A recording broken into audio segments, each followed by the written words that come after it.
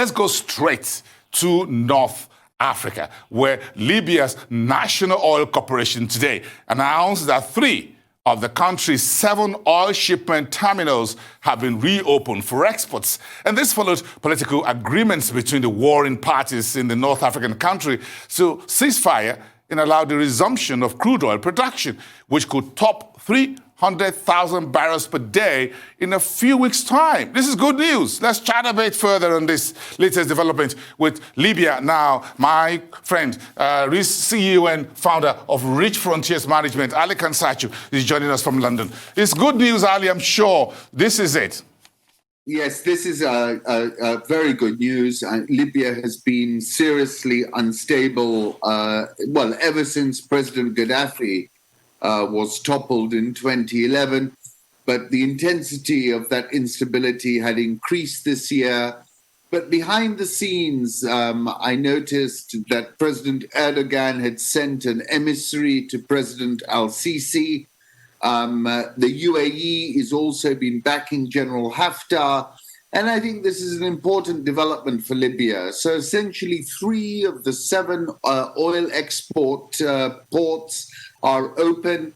I'm told there's about 28 million barrels in storage, which is available for shipment. And we're looking at a situation where the likes of Bloomberg Intelligence is saying they could ramp it up to 1 million barrels per day, which would be pretty significant if they can get that to the market. Others are not so optimistic and talking about 500,000 barrels. But just to bear in mind, last month they got earnings from all their oil and gas sales of just $36 million. So really they're going from zero to something, and that should be positive. Ali, even with price of oil at about $30, $35, $40 a barrel, this is a welcome development, whichever way we look at it, for Libya.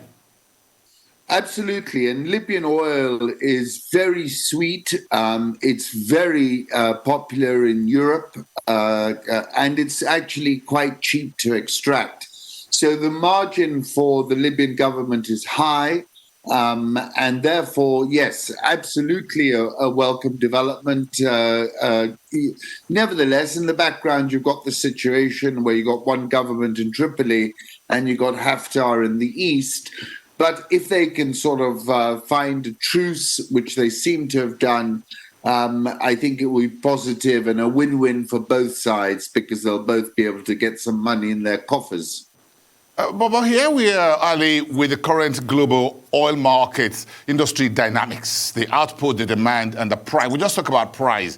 So how do you think OPEC will be sitting down, the folks in Vienna right now, and be looking at, and in Saudi Arabia as well as far away Russia in the Kremlin, and say, what's going on here? Has it been factored in?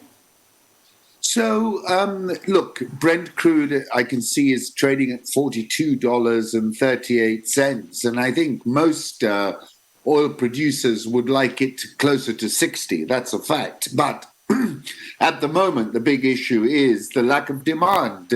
We've got a situation, COVID economy, wherever you care to look, whether it's airlines, air traffic remains about 60% of what it was a year ago.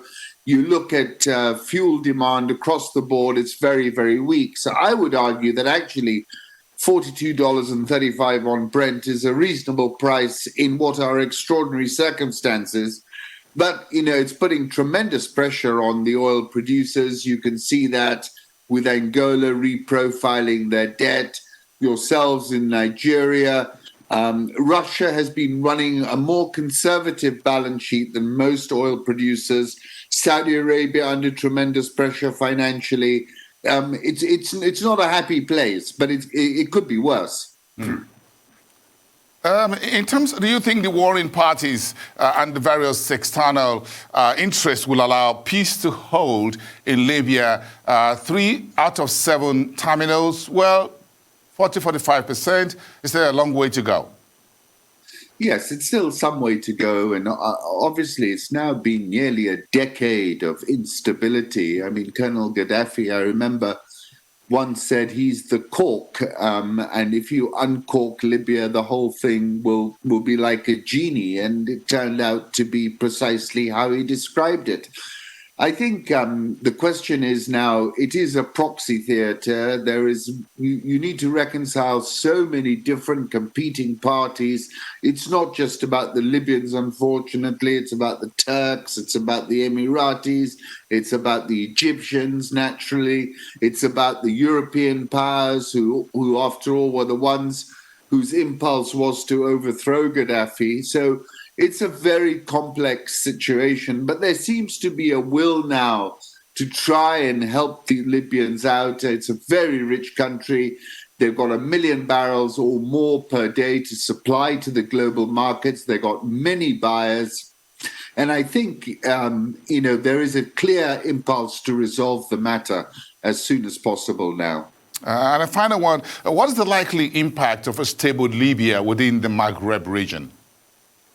Oh, I think it would be a very positive development. Libya also has tremendous importance for sub-Saharan Africa. It really has been the gateway for many sub-Saharan African immigrants to reach Europe. And the Europeans, of course, are always unhappy about that. And many of our people, Barson, have suffered terribly in Libya as they sought to make that crossing.